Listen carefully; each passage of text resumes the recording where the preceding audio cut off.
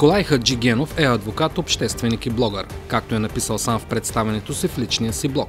Все още се опитвам да помагам на хората доколкото мога. Хаджигенов нашумя като адвоката на един от тримата обвинени за измислената подготовка за убийството на Делян Пеевски. Остър критик на тясната обвързаност между изпълнителната власт, правосъдието и престъпния свят. У средния българин все пак имаме някакъв шанс. С други думи, съдбата на давещите се е в ръцете на самите давещи се.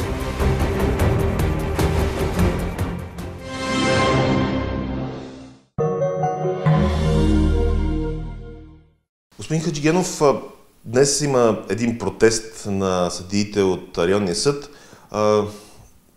Има усещане, че една от съдебните институции се противопоставя на Висшия съдебен съвет. Нещо, което не се беше случило от години. Вие как като адвокат оценявате исканията на съдиите от най-големия съд в България? Значи, Висшия съдебен съвет е орган, на който всички ние трябва да се противопоставим, и гражданите, и ангажираните в правосъдието изобщо, защото е един изцяло политически, следователно абсолютно безмислен орган. Напротив, той вреди, дърпа правосъдието и съдебната система, изобщо ги дърпа назад. Това, което прави сегашния състав на Висшия съдебен съвет, е да затвърждава властта в Прокурорската република, на самодържец Цацаров. Това е, което се случва. Исканията на съдиите и изобщо въобще протеста на районния съд е основателен и това е излишно да го коментираме. Висшия съдебен съвет се подиграва за пореден път с неудобните съдилища, забележете с неудобните. Онзи ден на заседанието на районния съд Сандански, чийто председател е Озунов, без оферти в нарушение на закона, представляващия Висшия съдебен съвет, без оферти, без нищо.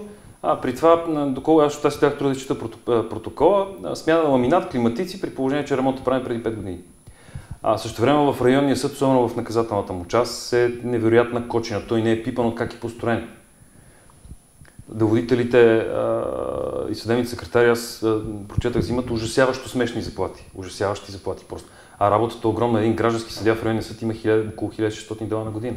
Наказателните състави имат между 800 и 1000 дела на година. Тоест, цялото това натоварване респективно се отразява и на съдебните секретари и на деловодители. Тоест, заседания на наказателния съд по 10-12 часа не са проблем, протоколи по 100 страници не са проблем. Също време има съдилища в страната, които нямат толкова дела, колкото има един съдия при нас в районния съд. Така че да, правилно е. И не само това, аз мисля, че ще го подкрепят и други. И може би от Софийски градски съд, други съдилища, адвокати сигурно ще има, аз ще бъда там. Другият съд, който до някъде е неудобен за статуквото в ВСС, именно градския съд. Да, непослушните съдилища. Тоест тези, които не слушат идеите на главния прокурор и за сметка на това се опитват да спазват закона, което у нас е изключително трудно. Казахте над 1000 дела, ще се върна на градския съд след малко, но казахте над 1000 дела на съдия.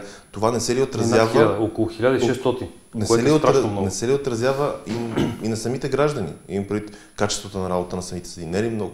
Ако позволите да стана груб, това не е правосъдие. Защото 1600 дела на граждански съдия при грубо 100 работни дни чисти в годината, т.е. като махнеш дните, в които съдията заседава, има отпуска, някакви болнични и така нататък, остават около 100 дни. Не е възможно да се прочитат, не да се разгледат и да се решат.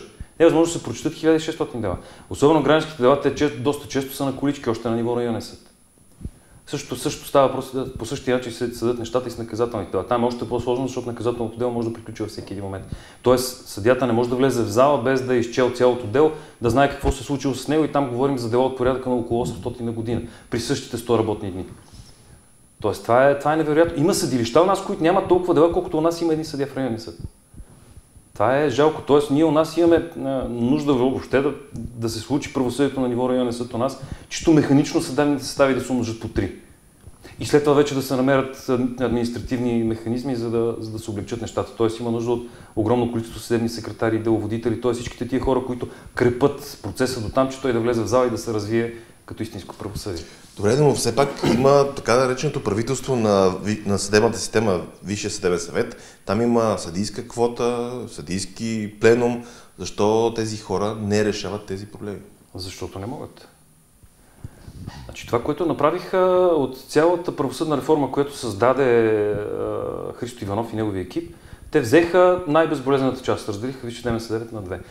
Точно каза безмислено в крайна сметка. Естествено. Значи, то не е безмислено това. Обаче, поглеждайки почти 27 години назад, първата работа на всяко едно правителство, като дойде да владее Висшия съдебен съвет, Оттам слага шапка на правосъдната система, оттам може да прави каквото си иска абсолютно безнаказано. Това е идеята. Тоест, политическият механизъм за избор на членове на Висшия съдебен съвет е дълбоко погрешен. Очевидно, минаха 3 десетилетия. Разделението на колегите е окей, обаче, според мен, за да бъде работещо, членовете на Висшия съдебен съвет, съответно по колеги, трябва да бъдат избирани от самите колеги. За да има някакъв смисъл, те трябва да бъдат равнопоставени, т.е. за да работи този Висшия съдебен съвет, а не като сега, каквото каже главният прокурор, и това се случва, защото Висшия съдебен съвет има точно 2 смислени членове в момента и това го повтаряме, той почти им изтече мандата от самото им начало. И те трябва да бъдат закрити колкото се може по-бързо в този им вид. И трябва да се извършат драстични промени в това отношение. Драстични, защото в противен случай те изпълняват политически, икономически и прочие поръчки, на които се сети. Ето делото на Петю Еврото, защото ми е любим пример, дисциплинарното дело на Пепи Еврото. Бивши шеф на столично следствие, т.е. през него минават всички поръчкови дела и убийството на Пеевски минало там и каквото се сетите през годините. Всичките завършиха с оправдателни присъди до една, всичките после осъдиха в Страсбург българската държава и така нататък. Неговото дисциплинарно дело седи на трупчета вече 2 години, те ще му изтече всичката възможна давност и това е нарочно и това е по пряко разпореждане на главния прокурор. Тоест, неговите хора в Висшия съдебен съвет с него начало държат това дело на трупчета. Същевременно дисциплинарни дела се образуват директор на Софийски град съд, на председател на Мирослава Тодорова подгониха пак. Тоест, на тези, които се водят от закон и се опитват да работят по закон както трябва, не изпълняват поръчки непослушните съдии, съдилища и така нататък, тя ги гонят по устав. Добре, много ми се иска, винаги съм си задал въпрос, че трябва да обясним на хората какво е лошото на това, че, например, главният прокурор контролира цялата съдебна система. Как това се отразява на обикновените хора? Защото те гледат някакви интриги в съдебната система, големи казуси, големи думи, но усещат ли как това се отразява на самите тях? Ами да, те не го усещат до момента, в който не се сблъскат с правосъдието. И тогава установяват с ужас, че всъщност правосъдие няма. И да, обикновените хора не разбират, че всъщност това се дължи точно на това. Аз не напразно казах в самото начало, че имаме самодържец у нас. Главният прокурор е абсолютно безнаказан и той реално представлява цялата власт в правосъдната система. Той по политически и по други причини и вероятно по незаконосъобразни държи целия Висш съдебен съвет, почти целия Висш съдебен съвет. Държи голяма част от съдиите, които съдят и мируват, защото той има срещу тях нещо, не мога да кажа. По същия начин той държи и политиците. Самия Бойков апогея си на връщането си на бял кон с помощта на реформаторите. Първата работа беше да каже вие какво искате да не ме вълчите мен по прокуратурата. Тоест, всички ги е страх от прокуратурата. Да, но Кокинов каза, че той си го избрал. Той си го избрал, разбира се. Той си го избрал, ама те допуснаха много грешки и Цацаров беше основната им грешка. Те избраха човек, който е по-лаком за власт от тях и който иска да на власт на всяка цена. Аз така и не разбирам защо е цялото това нещо, но идеята на всяка власт у нас е корупционна. Тоест, всеки един, който се докопва до властта, се опитва да осребри по някакъв начин. Дали ще е в кеш, дали ще е в услуги, дали ще е в някакво кариеристично израстване, все тая. Всичко това е вид политическа корупция. Точно това прави в момента и главният прокурор. Той събира цялата власт, в момента цялата държава се управлява от него. Тоест ние имаме прокурорска република през 2017 година. Но някак си абсолютно не е изненадващо, поне за мен, но знаково в момента, в който правителството подаде оставка, излезна в оставка, започнаха едни министри да бъдат привиквани в столичното следствие. Според вас ще има ли ефект от тези дела, които бяха образувани? Никакъв. Това смисъл правен. Това е целта. Правен ефект никакъв. Значи, това е точно главният прокурор маха с бича. Това е емблематичен пример за политическа проституция.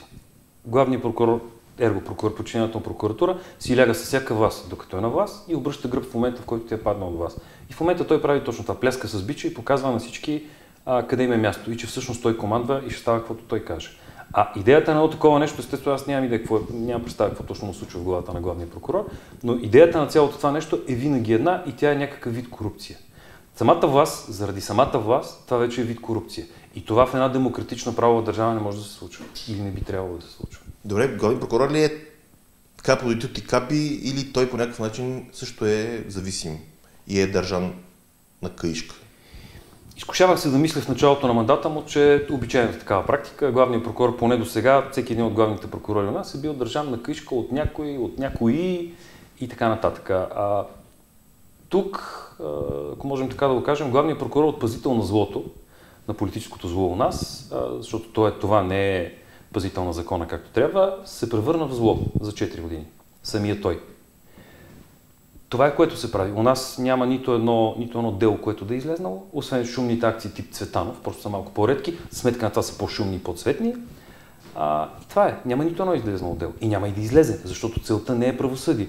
Те реално и тези, които целта са от времето на Цветанов, в момента минават с оправдателни присъди, повечето. Като тук, понеже Цветанов ми е болна тема, още в времето, когато беше вътрешен министър, делата на Цветанов прокуратурата ги провали умишлено. Според мен това не е минало без главния прокурор, доколкото у нас в прокуратурата не се случва нищо без главния прокурор да знае или да каже как точно да се случи. Единственото дело на Цветанов, което ще отнеме 3 минути в съдебна зала, е делото, с което чете СРС-тата в парламента. Това дело... За докторите от Горно Рек. Точно така. Сигурно лично Цацаров е седнал върху него. Защото всички други дела с грешени обвинения за глупости, както прави обикновено прокуратурата, макар и шумни, също така шумно се провалиха, което не беше изненада. Единственото обаче сигурно дело го няма, той е мъртвец. Аз затова предполагам, че Цацаров лично е седнал на него и чака да му изтече давността. И така държи Цветанов.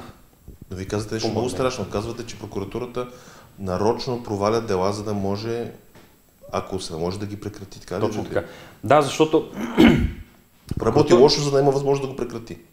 Или да го провали в съдебна зала. Да, те обичайно ги провалят в съдебна зала. Въпреки, че у нас прокуратурата вече не е некомпетентна, е тотално неграмотна, в прокуратурата все пак не са съвсем идиоти. Там има достатъчно грамотни прокурори, достатъчно компетентни прокурори. Тоест, ако те искат да си свършат работа като хората, те ще свършат, повярвайте ми, ще свършат жестоко. Да, но не е това целта. Целта на прокуратурата у нас е съвсем различна. Аз затова казвам прокуратурата пазител на злото. Това, което прави прокуратурата у нас последните 27 години, е да брани политическата власт. И естествено се облагодетелства по някакъв начин, който за мен и за вас вероятно е тайна, за тях не е. Това е, което прави. Тоест тук правосъдие, спазване на закон, всичките, това са пълни глупости. Това въобще не е цел на прокуратурата. И това много лесничко се вижда. От началото на прехода до ден днешен нямаме осъден нито един министър, нямаме разкрито нито едно поръчково убийство, забележете, изтрепаха на купчина знакови фигури, банкери, мафиоти, какви са сети. Те не се опитват да ги разкрият. Това е. Делата на Цветанов, които бяха шумни, Цацаров си проби дупка да се тупа по градите с тях. Те се провалиха, хем беше ясно, изначално беше ясно на всички, че се провалят. Делото на Бистров те му повдигнаха, то беше смешно, повдигнаха му обвинения за неща, които не само не са престъпления, ами прокуратурата е имала такива дела и преди и те свършили по същия начин, със същия провал. Тоест, изначално те му повдигат обвинения, които няма да излезнат. Но не е ли омагиосен? Това е умисъл. Не е ли омагиосен кръг? В крайна сметка, след това не може да се търси отговорност от прокурора, който е образувал, поддържал на 3 инстанции прокуратурата поддържа едно обвинение, което пада в съда. Точно така. Омагиосен кръг. Не трябва ли да има механизъм да кажем, господин прокурор, защо сте направили така? Трябва да има, обаче те не дават. Те затова са свързани, затова казва политическа проституция, защото те са заедно. Политиците са едно кои и прокуратурата. Те са заедно. Защото когато са заедно в тази симбиоза, те могат да правят каквото си искат. И те го правят. Защото това, което всъщност трябва да направим, е да разкъсаме този кръг. Първо трябва прокуратурата да се разруши и да се направи отново по нов начин, с нови правила и с нови хора, естествено. Тогава вече ще можем да търсим, ще променим и правилата, т.е. законите, ще има възможност за регрес, както е в цял свят. Тоест, когато главният прокурор направи нещо такова, ще понесе веднъж политическа отговорност, т.е. ще бъде натиран още докато четат оправдателната присъда по знаковите дела. На следващото място, делата, които ще бъдат заведени срещу българската държава, тя после ще си води регрес срещу него или още в хода на тези дела и ще му скъса всичко. И дипломата, и спестяванията, и така. И това е правилният начин. Тогава прокуратурата и въобще държавните органи в цялост ще работят това, което трябва да работят. А не всеки ще седи, ще се подпира, ще си взима заплатата или ще се чуи точно как да изкара някой лев. Да, и няма никакво значение. А ти, ако искаш, умри от среща. Това е, което обикновените граждани не разбират, докато не се сбутат с чиновник на някой гише или влезнат в прокуратурата или в съда. Това означава ли, че по някакъв начин подкрепяте идеята прокуратура да бъде извън съдебната система, да бъде част от изпълнителната власт или някакъв външен орган? Трябва през годините доста мислих по въпроса, защото прокуратурата у нас очевидно не работи. Част от причините ние ги изборихме съвсем така на едро. Последните няколко години под управлението на Велчев, при който разбрахме, че всъщност неговото управление беше важно. Ние тогава разбрахме, че можем и без главен прокурор, защото ние нямахме главен прокурор. Сега с идването на Дон Цаци, на власт главна прокуратура, вече стана кристално ясно, че прокуратурата е зло. Тоест, крайно време е, според мен, вече да извадим прокуратурата от там, защото тя ще да бъде управлявана, че тя прокуратурата нас кога не е била управлявана. Всеки път. Тоест, нека прокуратурата да отиде в изпълнителната власт, където е място, не в съдебната, защото тя не е част от съдебната власт. Прокуратурата е страна. Това е един от Да, от една страна са адвокатите, от друга страна прокуратурата. Да, а съда е арбитър. Това е един от недостатъците на Конституцията ни в момента. Огромен недостатък, очевидно. Може би по американски модел главният прокурор трябва, за да бъдат независими прокурорите, главният прокурор трябва да бъде, да речем, министър на правосъдието, а прокурорите трябва да имат нужната самостоятелност да могат да работят. Тоест, председател на апелативна прокуратура, председателите на окръжните прокуратури, шефа на районната прокуратура. Тогава те ще бъдат самостоятелни и независими и ще носят отговорност. А главният прокурор може да бъде наритан на мига министър на правосъдието. След първото провалено знаково дело по вина на прокуратура, той си подава оставката. Или му искат и той изчезва. Добре, как стои въпроса с съветите от страна на Европа? Ние в момента сме в омагьосен кръг, въпреки че сме в Европейския съюз. Преди няколко години, когато Филчев беше главен прокурор, се оплакахме, че не сме в Европейския съюз и не може да направим реформа в прокуратурата. Сега сме в Европейския съюз и пак не може да се направи реформа. Политически оправдания. Напротив, реформа може. Аз лично съм изненадан. Христо Иванов още започна да работи по въпроса още като служебен премиер. Като служебен министър на правосъдието. По въпроса... Да нямате информация, ще бъде служебен премиер? Не. Че направихте грешка? Нямам така. Не, лапсус направих просто. Той успя да измисли от нула правосъдната реформа, всъщност погрешно наричана съдебна, и да я докара до там, че политиците да я приемат. Те естествено ни приеха. То беше ясно изначално. Аз многократно съм твърдял, че подкрепям, че това е невиждано у нас нещо. Това трябва да се направи и бях също така категоричен, че политиците ще го провалят, както и стана. Защото това означава, че всички политици да се преместят на етажа при Байстави. Точно бяха ремонтирали етажа. На 4-ти етаж, южното крило. Да. И така. Естествено, те я провалиха. Така че правосъдната реформа трябва да се направи. При това трябва да се направи във вида, в който я предложи Христо Иванов. Но за целта ние трябва да изберем други политици. Тези не искат. Защото няма как да правят това, което правят. 99% от тях са в някакъв вид корумпирани, остане 1%, това е другата невидимата част на корупция, са там, защото иначе няма къде друга да са. Тоест те по един елементарен начин се чувстват значими. Деца вика, Бойко, какво ще прави? Ще рита топка по поляните в банки и ще яде фили с мас. Да не го мислим, не. Като в политика. Не, давам пример, защото той е любимият и друг такъв пример след Цветанов.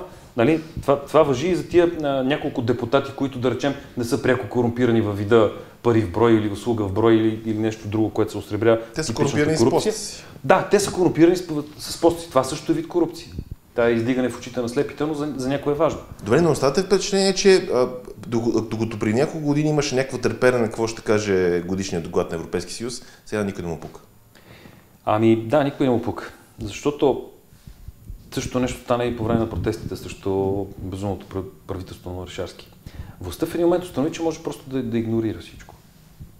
Да, Европейски съюз, те в крайна сметка там са истински демокрации, не като нас. Ние така иначе не сме били никога демокрация.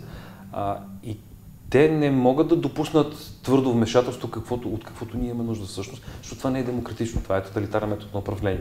И след като го установиха след толкова години, те просто ги игнорират. Да, негативен доклад, да, 3 дена новини по медии, да, много важно. Кучета си лаят, кирвана си върви. Да, много ще ни спрат част от програмите, т.е. няма да откраднем тия 5 милиарда, ще откраднем 4,5, много важно. И така. А как посрещате идеята за такъв независим антикорупционен орган извън прокуратурата, който по така наречен румънски модел?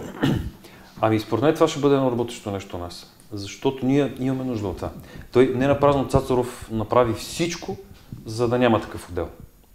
Тоест, събра политическа клика, наложи използва цялата си власт, за да не се случи. Ето, той създаде такъв уж независим антикорупционен орган, който прибра под крилото си. И той потъна, както обикновено. Тоест, ние у нас, само в малка България, имаме повече антикорупционни органи, отколкото целия Европейски съюз. Харчате ни десетки, стотици милиони годишно. Какво стана с Боркор, никой не знае. Нищо не стана. Какво да стане с него? Идеята му е да похарчат някой лев там. Идеята никога не е била да разкрият корупция.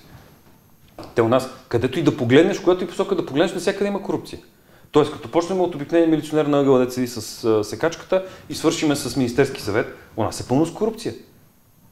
Без значение къде ще погледнем. Даже сутринта мисля, че четах за столовете във Военно-медицинска академия. Един стол от 40 лева е 400 лева. И това се случва навсякъде, на всички нива у нас. Тоест, всеки според възможностите си прави каквото може. Тоест, ако ние имаме орган, който се опитва да се бори с корупцията, той първо ще трябва да строим затвори много. Страшно много затвори. Трябва да построим сигурно 200 затвора, за да затворим цялото крадливо племе. Политическо или аз не знам какво трябва да направим. Те не се опитват да работят. Те са там, той е на длъжност такава, тежка, помага и те пазят злото. Пазят злото, харчат едни добри милиони, за какво ги харчат никой не знае, освен че нали, се облагодетелстват лично. Това също е вид корупция, между другото, защото тя не е в чистия му вид, аз ще ви дам на вас едно пликче с пари, за да направите нещо и да не направите нещо, но когато вас ви назначат, създадат един безмислен орган, да дадат ви бюджет като Боркор, примерно 10 милиона на година, вие имате 20 души подчинени и вашата задача е да не правите нищо. Това не е ли корупция? Тоест, за какво се харчат тия 10 милиона? Резултати? 0. Също 10 милиона. Но това не е ли мафия, страсване на престъпност с държава? Да. Класически. Това е класически пример. Всъщност у нас, както казват обикновените хора, мафията си има държава. Политиците, прокуратурата и бившата дребна престъпност се сраснаха в едно. Всъщност у нас политиците, т.е. назначените за пазители на закона, МВР, прокуратура и така нататък, заедно с политиците се превърнаха в мафия. И те са най-големите нарушители на закона. МВР и прокуратурата, включително. Няма по-големи нарушители на закона у нас от тях. И правителството, разбира се. Добре, във вашата практика да срещате ли читави, полицаи, прокурори? Няма ли такива? Среща. 1 на 10 000 сигурно. Как работят те в тази система? Не работят. Или работят нещо древно. Обикновено читавите, понеже те не слушат и не правят каквото искат, са завряни в миша дупка. И се занимават с глупости. Това е което правят. Никой от читавите прокурори и разследващи полицаи, и тук там и по някой следовател, предимно в Националната следствена служба, не го оставят да работи. Ако видят, че той не слуша и не изпълнява каквото правя, просто до 9-та глуха отива, намират му, има достатъчно работа, затрупват го с някакви работи, лека по лека го отбиват, ако не могат да го уволнат и така. Това е. Като стана дума за мафия, само преди една седмица Цветан Василев, мажоритарен собственик на КТБ, заяви, че в България се управлява от два клана на мафията. Единия на Борисов, другия на Певски, а сега и съвместно управление. Той разкри наистина потресаващи факти за корупция, за рекетиране на бизнес. Всички знаем, че бизнесът в България се рекетира. Но прави ли ви впечатление, че отново няма реакция? И защо? Няма и да има реакция.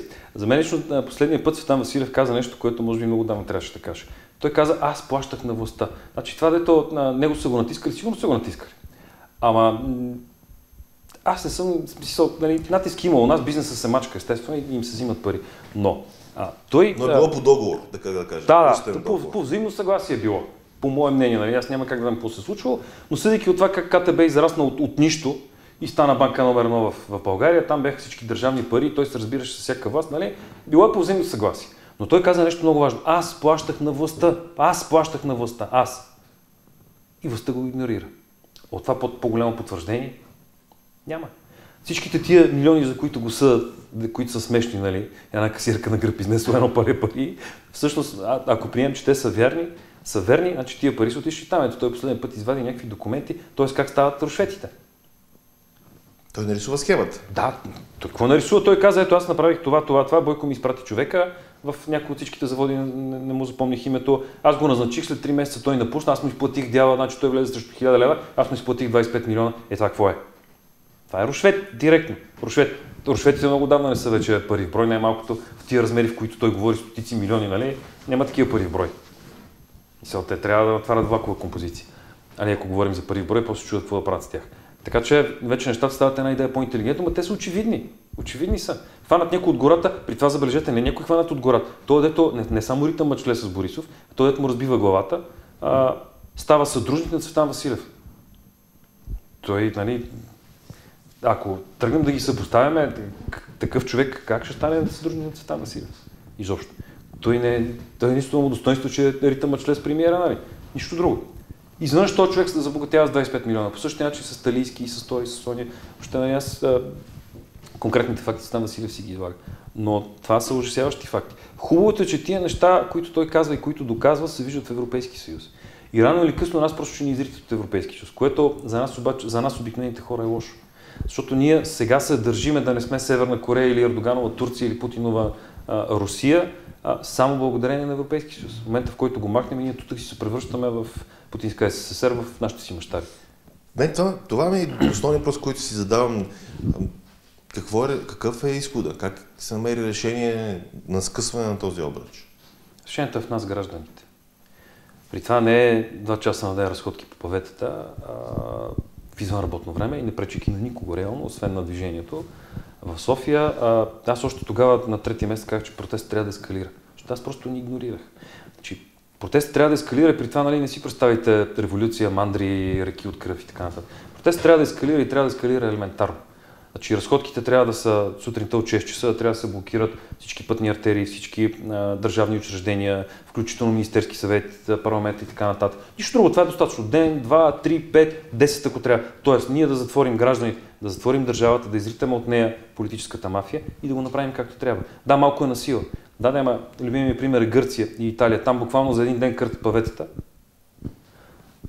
Там даже малко прекаляват, обръщат коли, палят полицейски участъци и така нататък. Да, на други ден нещата се случват. А ние се разхождаме година и половина по паветата и... Но ни плашат, че няма кой да дойде. В какъв смисъл няма кой да дойде? Ето това е политически елит. Трябва да се съобразяваме с него. Бойко и Цветанов. И то всъщност, аз тя ги соча с крака, ама те другите са същите. Те няма разлика между тях. Значи не съм съгласен. Политически елит е това, съгласен. Тия всички трябва да ги пусне в туалета и след тях да пусне водата. 2 пъти. Но ние, гражданите, имаме достатъчно потенциал. За да направим, т.е. има достатъчно образовани и компетентни хора, които не са заинтересовани от корупцията, да направим нещата както трябва. Христо Иванов какъв му беше интерес? Никакъв. Той хвана, създаде екип, който беше много важно и направи правосъдната реформа от нула я създаде. Такова нещо не е правено у нас. Аз до ден днешен съм в потрес. Тоест, ето има достатъчно потенциал. За Христо Иванов, кой знаеше преди да го плеснат като министър на правосъдието, служебното правителство. И той беше компромис, защото Министерство на правосъдието до неговото идване там беше известно цял живот като Министерство на затворите. Това Министерство на отбраната никой не ги иска. Тя ги дават на някой просто е така, защото там няма бюджет, няма интереси, няма власт реална. Затова ги дават. Всъщност той още докато беше служебен министър на правосъдието, превърна Министерство на правосъдието, Министерство на затворите в Министерство на правосъдието за първи път. После в правителството, докато готвеше правосъдната реформа, той се превърна в първия истински министър на правосъдието от 1944 година насам. Тоест, има потенциал и той е много хубав пример за това. И такива хора има достатъчно, аз съм сигурен, у нас. Но тогава го засипаха, разбира се, медиите около Пеевски, особено. Засипаха го тия кафявите медии, които аз не знам, що им викате медии, те не са медии. Да, там единственото вярно нещо, което пишат по тези медии, е датата. При това не всеки път, по мои наблюдения. Аз самия вчера приключих дело срещу ПИК, защото те и за мен пишат едни чудни неща и делото приключи.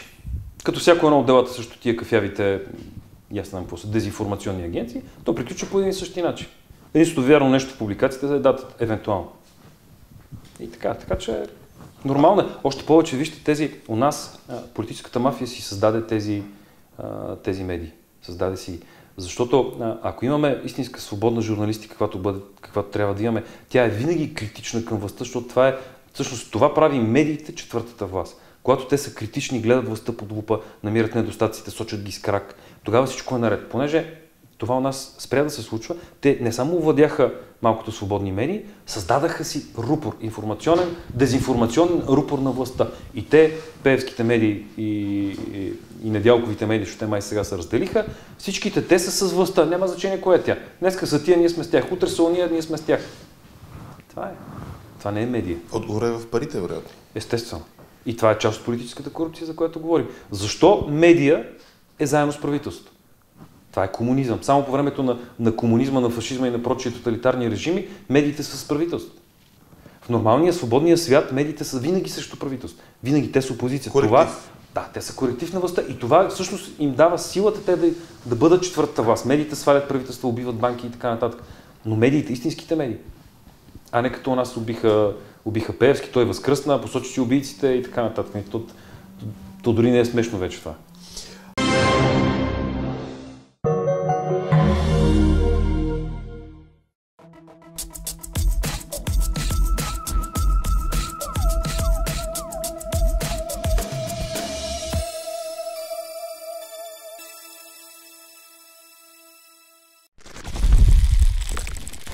Гиганет.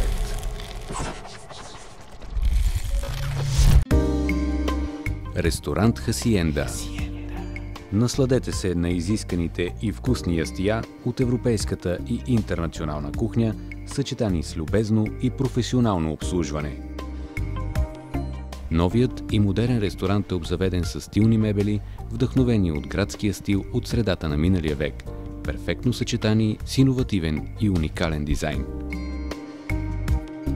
Вашето неповторимо преживяване в непретенциозна и уютна обстановка. Ресторант Хасиенда ви очаква.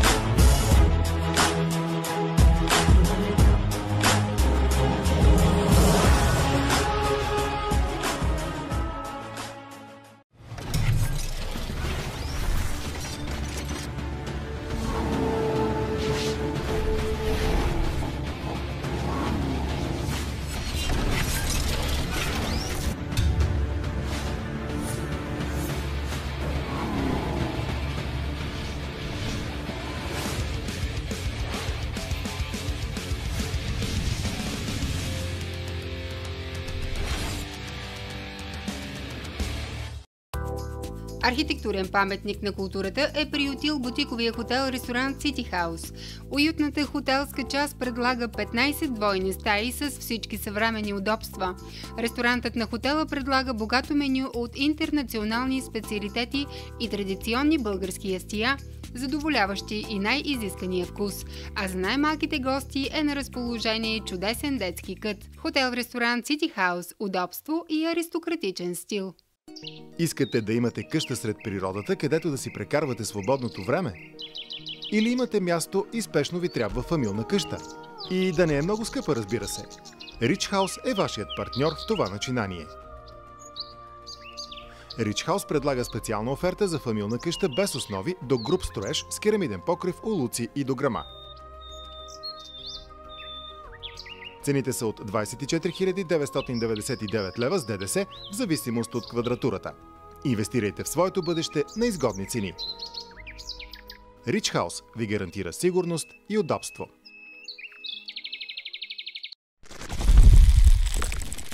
Гиганет.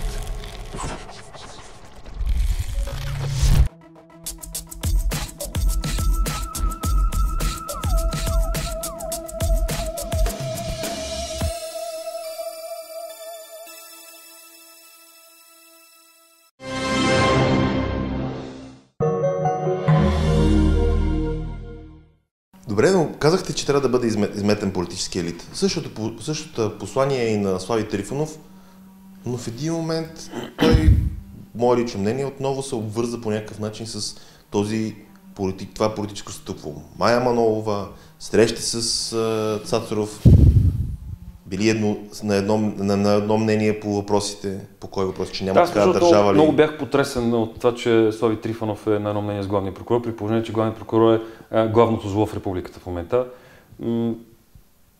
На този етап аз не мога да видя, няма как да знам има ли политическо обвързване или не. По-скоро на този етап го отдавам на тоталното му неразбиране и непознаване на него и на екипа, който седи зад него, изобщо на политическата ситуация у нас и на правната ситуация у нас, че те са свързани.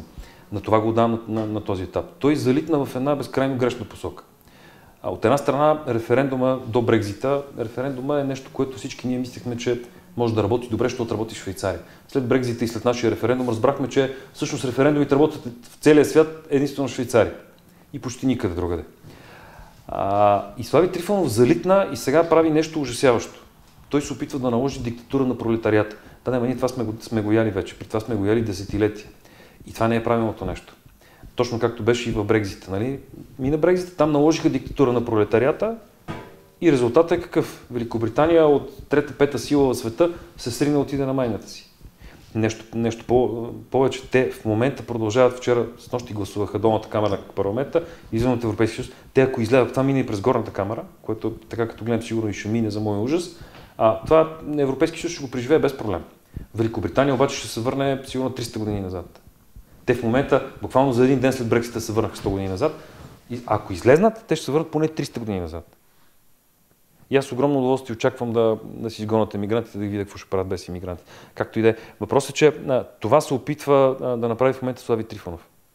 За мен това е ужасяващо. Диктатура на пролетариат. Всички са зелени гащи. Това е Северна Корея. Ние това го правихме почти 50 години. Мерси, не искам да е това. Това не е демокрация. Това е Цветаново разбиране за демокрация. Каквото кажат хората. То първо трябва да е законно, после трябва да е правилно. Хората грешат. Особено у нас. Всъщност аз след Брекзита си дадах труда да разгледам къде се случват референдумите и установих, без да съм специалист по темата, че е единственото място, където работят референдумите и другия любим пример на популистите, частната армия на Швейцария. И това го има само в Швейцария и само там работи. От друга страна, там обществото е специфично, защото швейцарците реално не се раждат швейцарци. Те се раждат бял лист хартия, като всяко друго дете, което се ражда някъде другаде по света. Те стават швейцарци. Това се случва само там. Тоест обществото там е явно специфично. Затова там и пряката демокрация работи. И никъде другаде. И примерът с Брекзита у нас е показателен, и примерът с референдума на Слави е показателен. Аз, да речем, гласувах за да има референдум, защото смятам, че референдум и трябва да има. Но аз не гласувах на референдум, защото той беше, от правна гледна точка, беше тотално неадекватен. Тотално. Той беше точно на принципа, ако кажат хората, ще носим зелени гащи. Аз не искам да нося зелени гащи. Не искам някой друг да ми казва аз какви гащи да нося. Живеем в свободна държава, би трябвало поне да е свободна, правова, демократична, т.е. аз ще избирам сам гащите. И има правила, има закони, които всички ние спазваме естествено, но това не е правилният начин. Така че това залитане, което направи Слави, е първо погрешно в тази му част. Второ, аз силно съм притеснен защото Слави Трифонов е институция. Харесван, нехаресван, мразен, откровенно, обичан и така нататък. Той е институция у нас. Едно такова залитане в погрешна посока може да бъде изключително опасно за нас. Доста по-опасно от Бойко Борисов и Цветанов, които просто са там, за да правят каквото правят. Може да бъде доста по-опасно, защото ако безспорно, може би Слави Трифонов е най-популярен човек у нас, се съюзи с главния прокурор, което е главно зло на републиката, ние къде отиваме? Ще имаме Северна Корея 2 в центъра на Европа. За мен това е страшно. Може да бъде страшно. Надявам се да е просто непознаване на ситуацията. Аз дадах си труда да изгледам част от интервютата, от дискусиите, които организираха екипа на Слави с политиците. Те сценаристите му бяха тотално неадекватни, което не е изненада, защото това не е тяхната работа. Второ, те бяха тотално незаинтересовани. Един си цъкат игрички на телефона, после двамата заспаха, докато другите говореха. Това е показателно като отношение. Тоест, те се опитаха, по-моему, да направят нещо добро и понеже не се подготвиха и направиха едно огромно зло, което може да прерасне може да прерасне в огромен тумор, който да ни изяде. Ние така иначе сме на умирачка цялата страна. Това е нещо, което може да ни доликвидира окончателно. Надяваме, че няма да се случи така. С надежда не става. Ние поне се надяваме и затова сме на този хал. Трябва да разберем, всичко от нас зависи. От нас, от обикновения граждан. Тоест, не ти харесва това, че общината ти дига цената на билетчето с 2 лева, отиди, замери с камъни общината, ако трябва. Или просто стой и псувай кмета на глас заедно с всичките си съкварталци. Примерно. Това помага, това работи. Това работи. Дори у нас работи. И не се разхождай по жълтите павета година и половина, това е тъпо действие, няма смисъл.